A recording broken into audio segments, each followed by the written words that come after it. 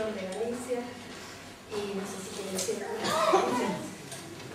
Sí, no, no importa, si no vieron, estamos entre amigos, no, tranquilo. Bueno, vengo un pouco en representación do Foro Galego de Inmigración, na Asamblea de Inmigración de Galicia. Eu realmente onde coñecín a Marga foi intentando artellar unha organización das asociacións e das entidades que traballamos con inmigrantes a nivel galego, non? En xuntanzas, en Santiago fundamentalmente, non tanto aquí como alá, non?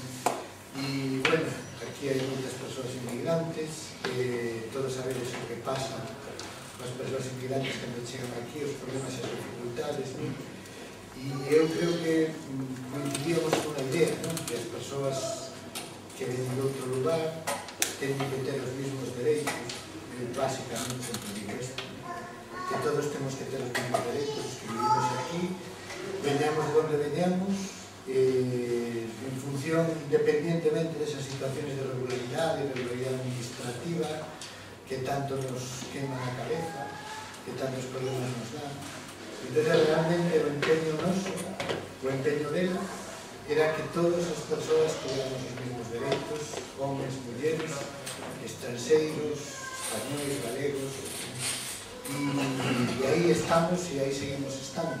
E eu creo que nese tipo de traballo todos nos axudamos, nos alimentamos, e nada máis. Quero daros as gracias por convidarme a participar neste acto. Eu creo que ahora mismo hai máis ou menos 60 ou 70 asociacións e entidades de toda Galicia, e unha parte dese esforzo, unha parte importante no referente a toda esta zona, incluso a zona da Coruña, pois se debe fundamentalmente ao traballo de Marga en as Miguel. Entonces, moitas gracias.